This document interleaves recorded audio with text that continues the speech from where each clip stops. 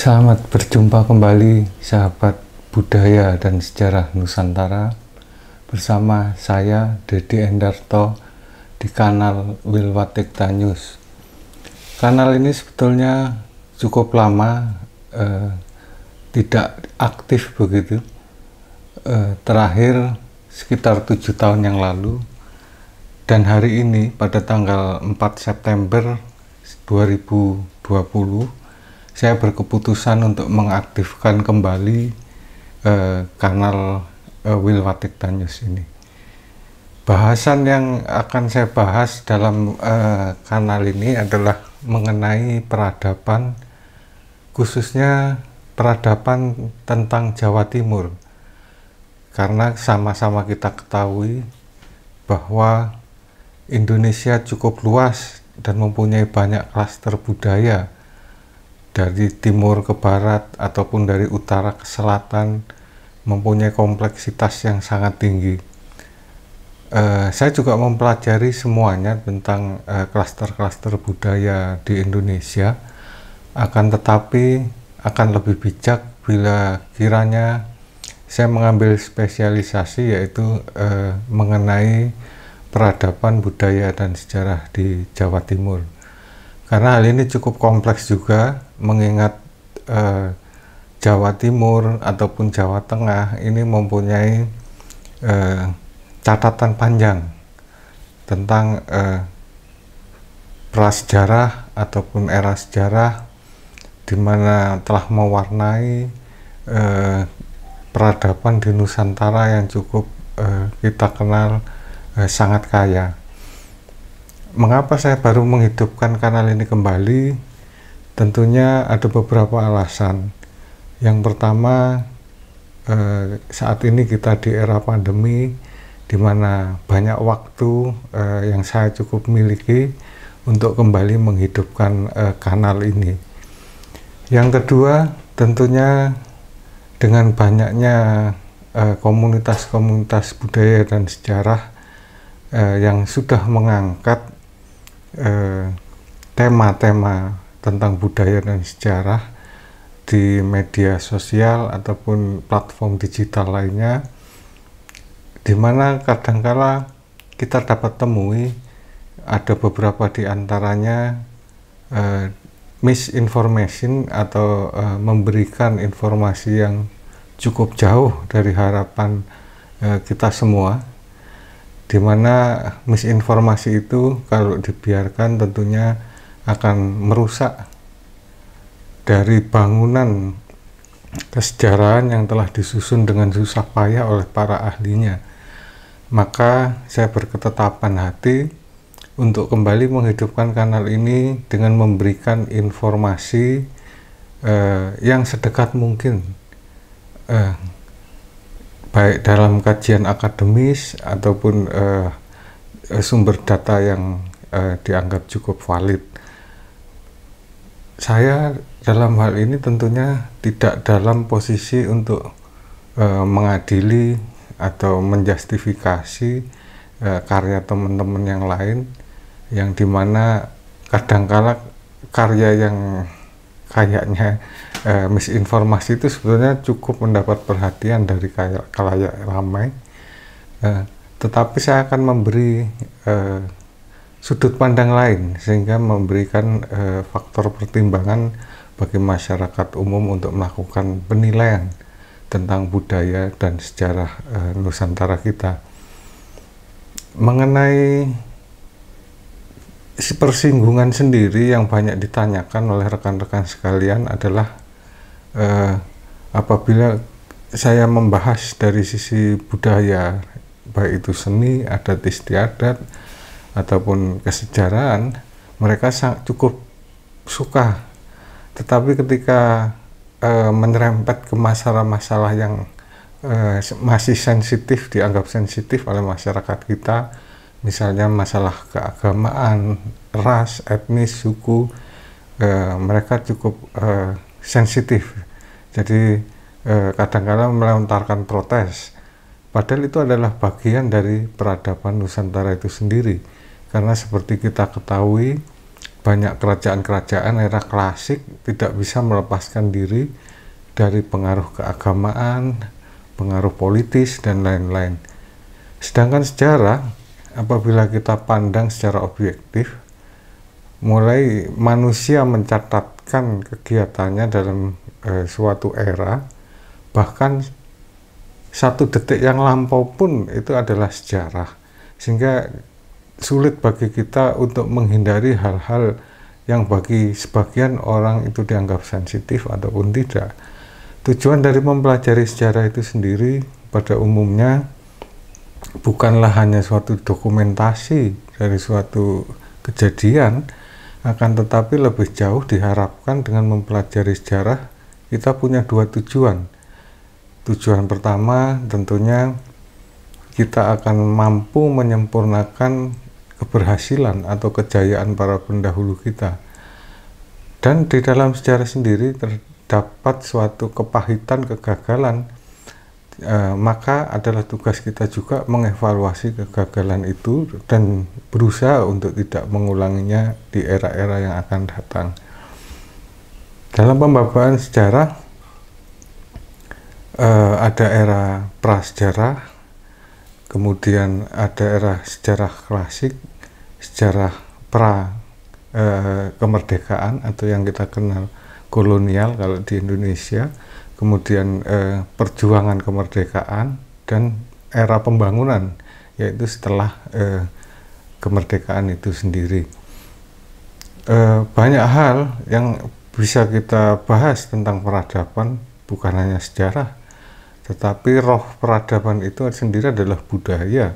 Bagaimana suatu komunitas kemudian menjelma menjadi yang lebih besar, yaitu bangsa, ini memahami potensi akal dan nuraninya untuk kemudian berinteraksi dengan alam sekelilingnya. Itulah yang disebut dengan budaya. Di dalam memahami budaya, tentunya dalam pengaplikasiannya ini bersinggungan dengan segala aspek kehidupan, baik itu ekonomi, pertanian misalnya, dan kemudian keagamaan, pemerintahan, politik, dan lain-lain. Jadi sulit bagi kita untuk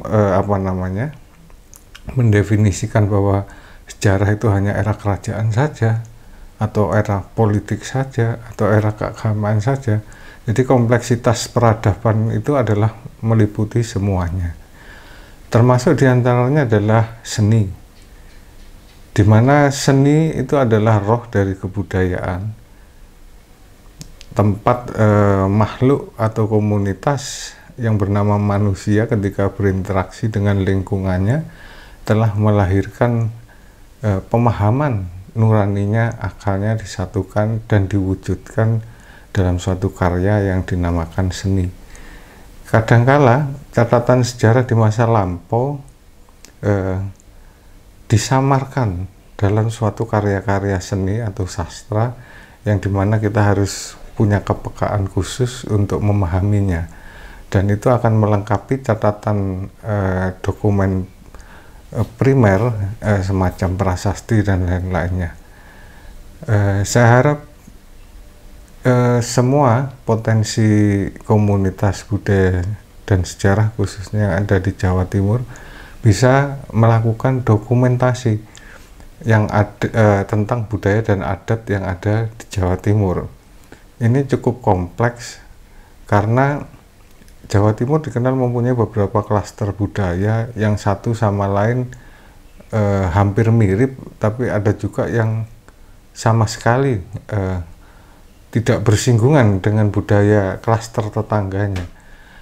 Hal ini diperparah lagi hilangnya dengan catatan dokumentasi pasca era kerajaan Mataram Islam misalkan, di mana banyak adat-adat klaster adat di Jawa Timur yang asli ini kemudian mengalami suatu aneksasi era kerajaan, di mana terjadi pencucian pencucian adat lokal untuk disentralkan, di mana kita harus mengkiblat ke culture atau budaya Mataraman.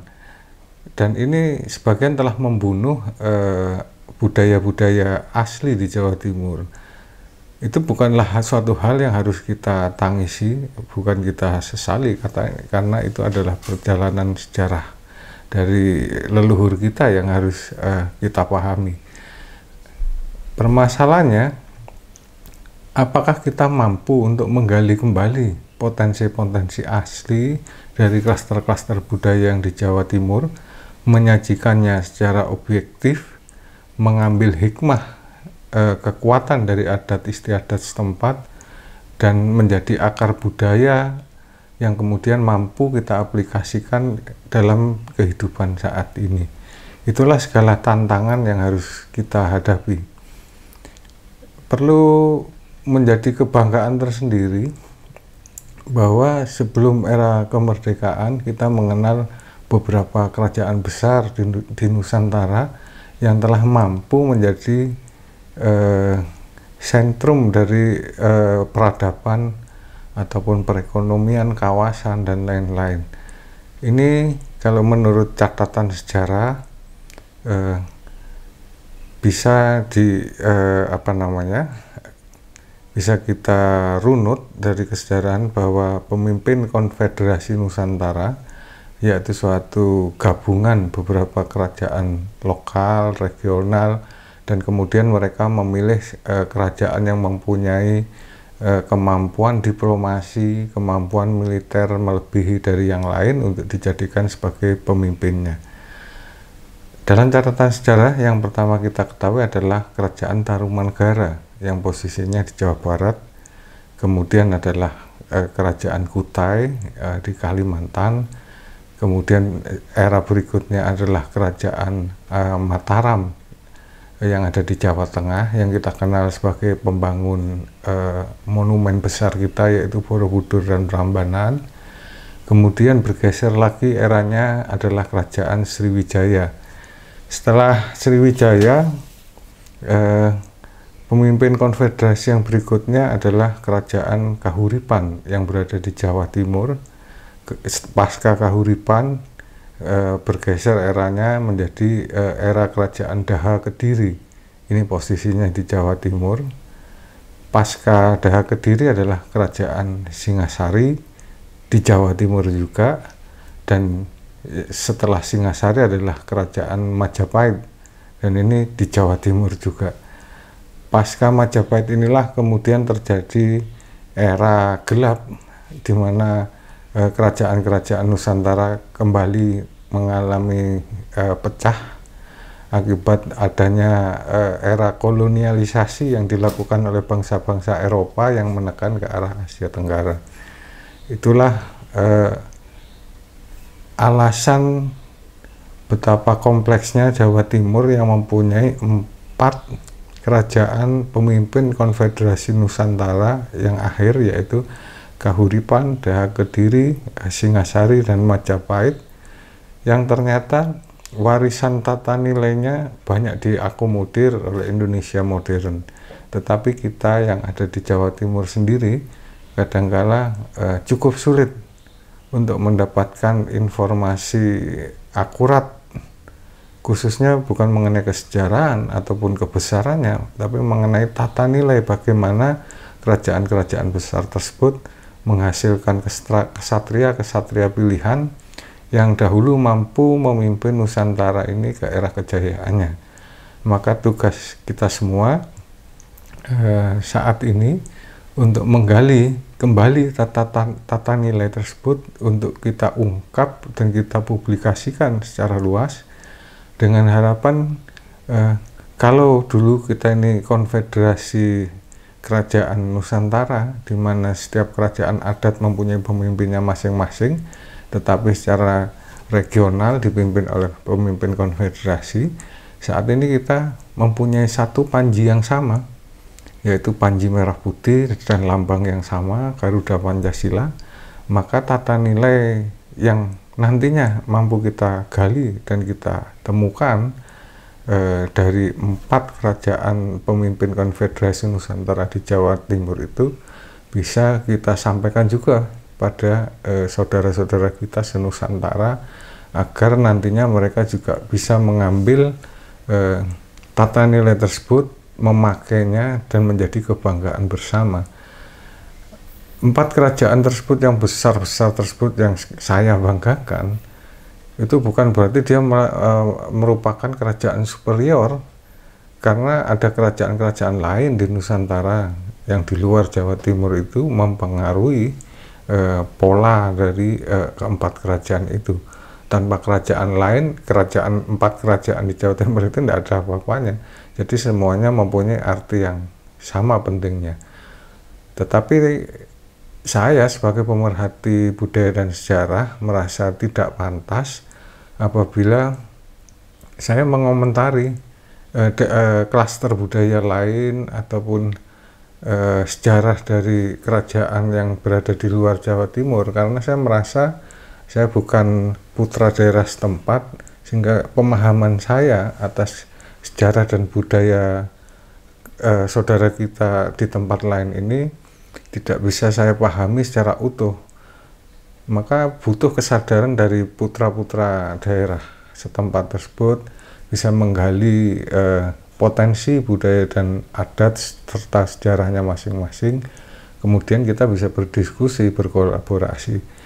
Kalau saya yang mengomentari di mana saya tidak hidup di dalam adat istiadat setempatnya, saya malah khawatir keliru, bahkan bisa menimbulkan itu tadi, sama dengan misinformation tadi, di mana saya memberikan informasi yang malah menyesatkan, bukan menerangkan tapi menyesatkan.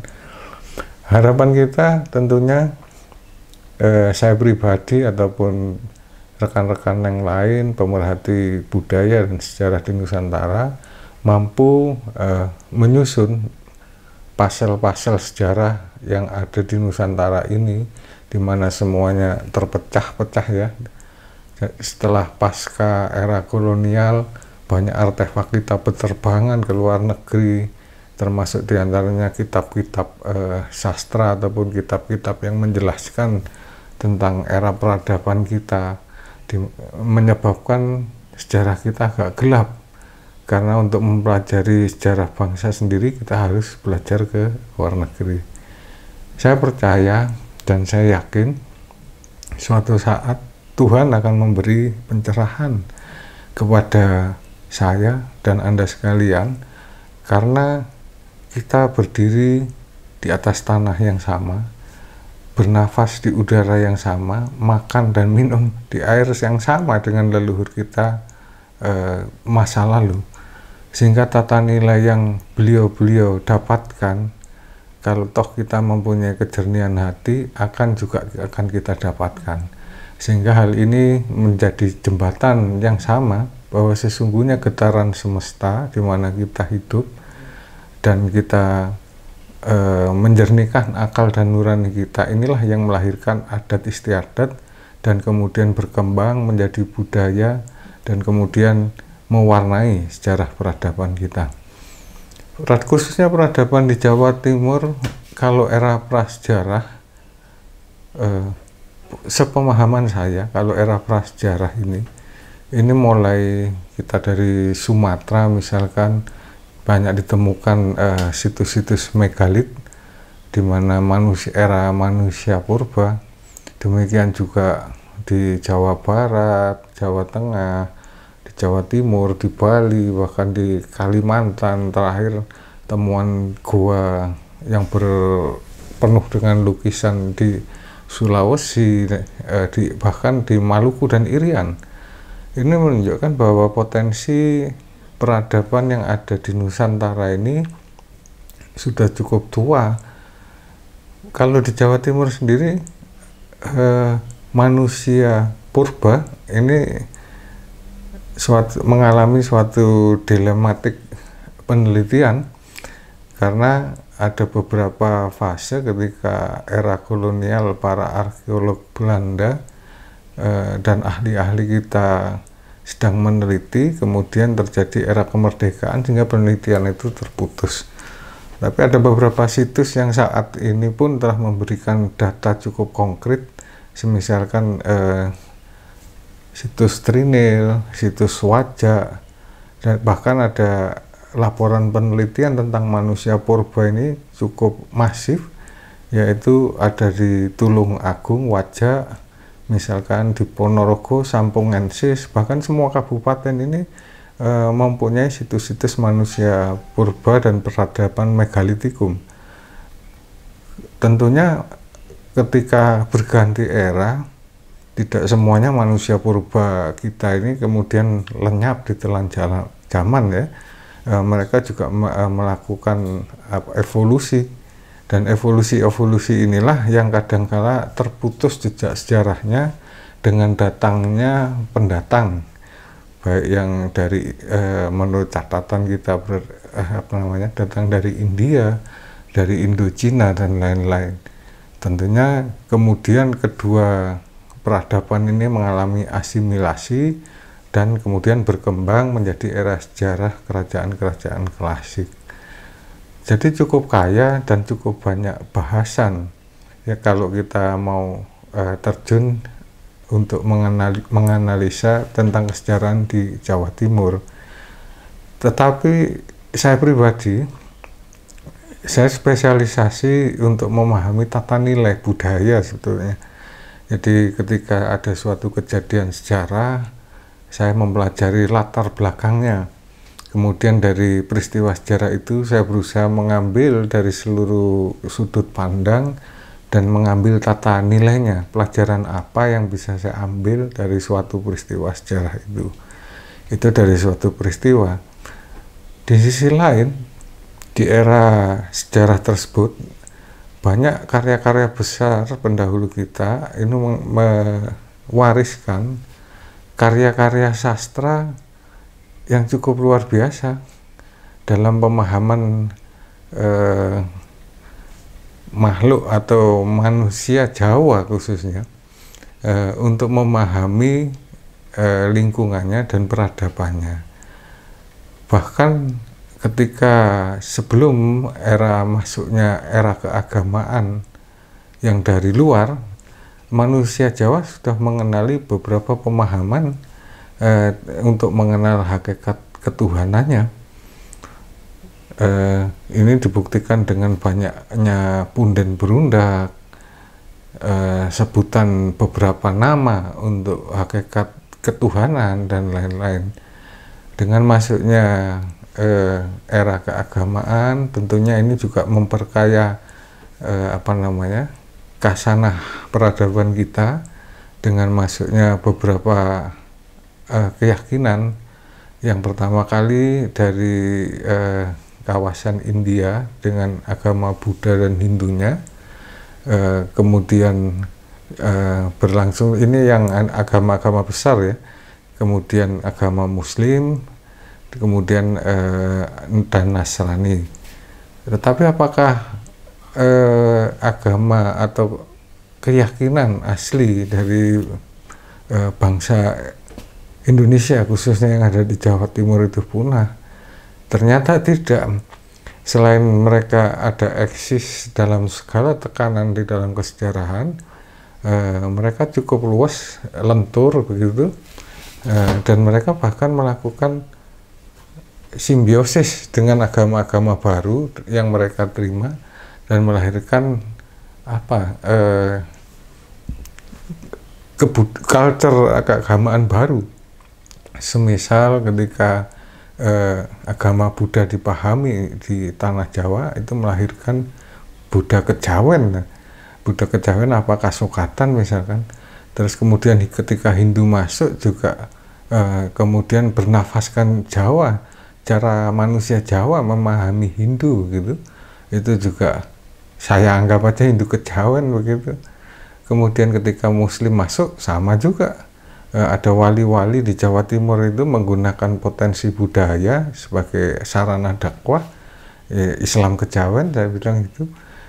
Kemudian ketika era kolonial ada agama Nasrani dibawa oleh kaum kolonial, kemudian budaya Jawa berusaha memahaminya ajaran Nasrani tersebut, maka lahirlah kalau di Jawa Timur gereja Jawi Wetan yang usianya ternyata sudah cukup tua juga.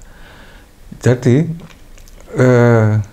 kita harus memahami kearifan lokal ketika bersentuhan dengan peradaban asing yang masuk ke wilayah kita, khususnya Nusantara, dan lebih khusus lagi ketika masuk ke Jawa Timur, kemudian terjadi hibrida atau percampuran, melahirkan warna-warna baru, yang dimana warna-warna baru itu bukanlah suatu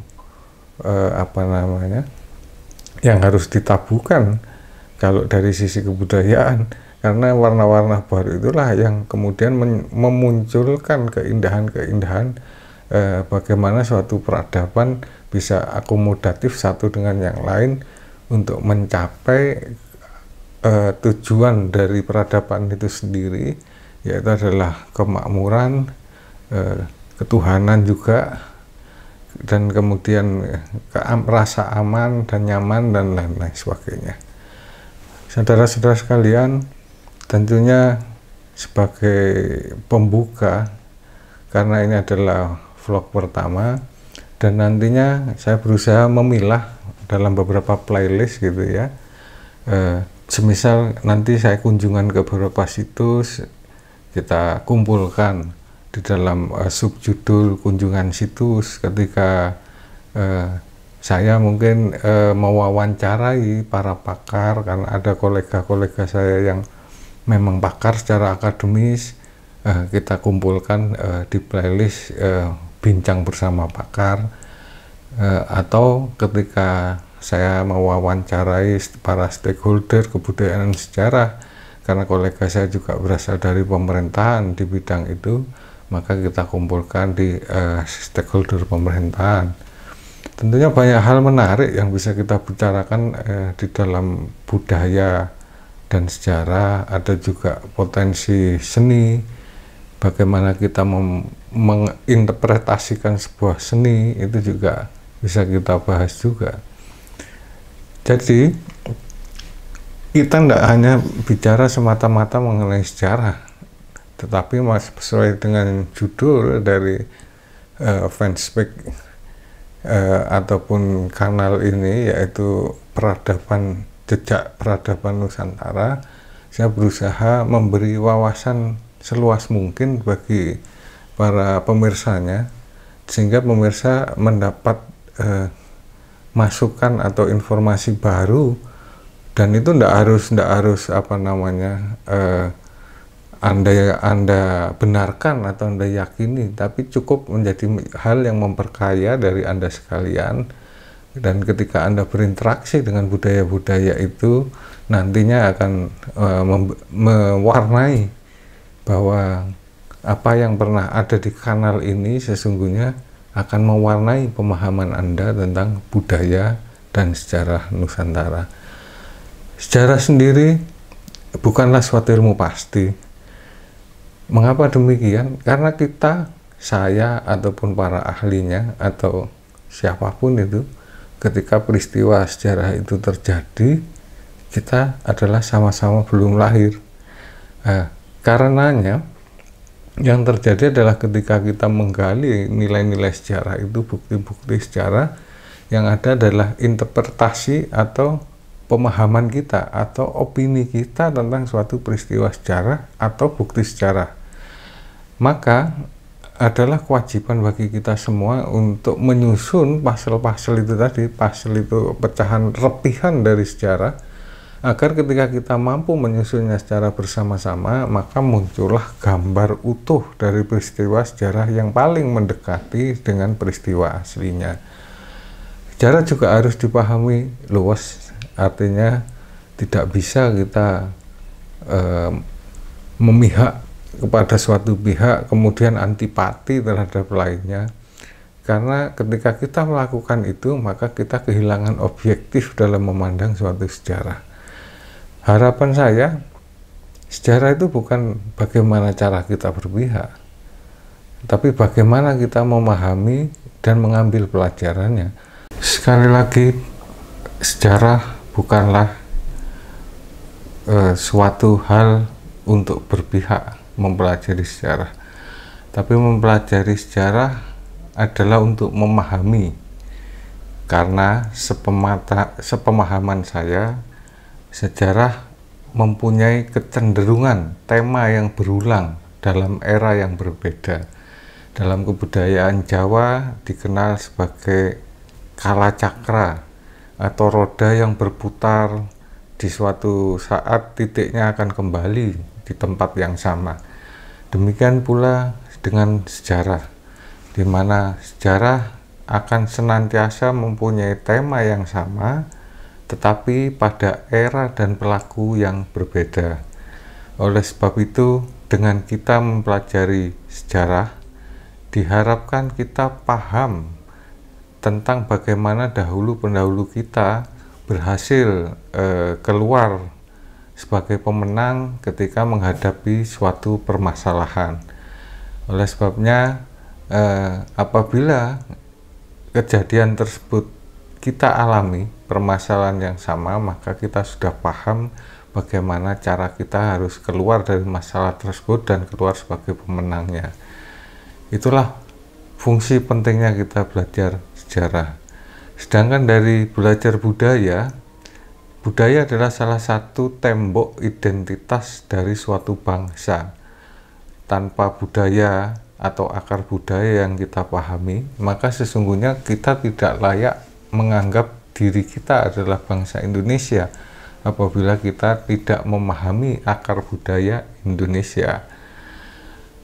Dalam era modern, mungkin sama-sama kita ketahui ada beberapa jargon-jargon yang beredar, yaitu era globalisasi atau neokolonialis atau dan lain-lain, yang pada intinya semua dilakukan oleh peradaban yang merasa dirinya maju untuk melakukan dominasi pada peradaban lain yang dianggap lemah guna diambil kekuatan sumber dayanya.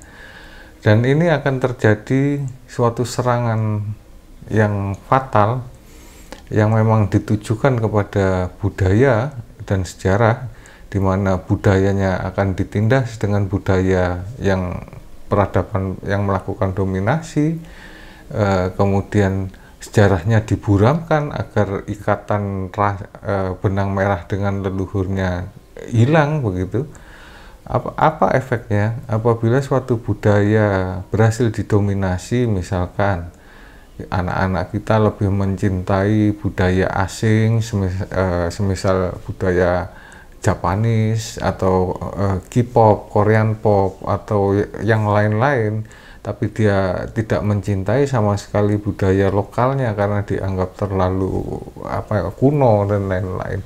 Maka adalah kewajiban generasi era sekarang yang paham tentang budaya untuk mampu melahirkan budaya baru yang diminati atau digemari oleh generasi saat ini, akan tetapi tanpa harus kehilangan akar budayanya. Itu adalah tujuan dari kampanye kebudayaannya. Sedangkan dari sejarah, tentunya pengkaburan sejarah yang dilakukan oleh peradaban asing guna mendominasi sejarah kita adalah dengan menghapus jejak-jejak sejarahnya. Maka kewajiban Anda sekalian juga melakukan pembuktian secara real, mencari jejak-jejak sejarah itu, mempelajari secara baik secara akademis ataupun dengan literatur, serta menggabungkannya dengan sumber informasi lain secara akurat, sehingga upaya pengkaburan yang dilakukan oleh peradaban lain yang hendak menjajah itu bisa kita patahkan. Jadi kampanye kebudayaan penting, kampanye kesejarahan penting, saya lakukan dan Anda harus juga lakukan. Di era pandemi ini, karena banyak waktu, mungkin baik saya ataupun Anda bisa kembali membaca literatur ataupun mencari informasi dari berbagai sumber. Diharapkan itu akan memperkuat khasanah budaya dan sejarah Anda. Saya berdoa pada Tuhan Yang Maha Esa tentunya di era pandemi ini agar saudara-saudara saya sebangsa dan setanah air yang mencintai budaya dan sejarahnya diberi kesehatan oleh Tuhan Yang Maha Esa, dan diberi anugerah agar bisa menjaga bangsa dan negara ini dari sisi ketahanan budaya dan sejarah untuk diwariskan kepada anak keturunan kita berikutnya. Terima kasih telah menyaksikan vlog perdana saya, dan saya akan berusaha mengupdate rutin informasi-informasi seputar budaya dan sejarah. Semoga dapat memuaskan keinginan tahu saudara-saudara sekalian, dan tentunya saya juga terbuka untuk menerima kritik dan saran. Bisa kiranya Anda tulis pada komentar, baik yang ada di fanspage ataupun di kanal YouTube ini. Terima kasih, sampai berjumpa di kesempatan yang akan datang.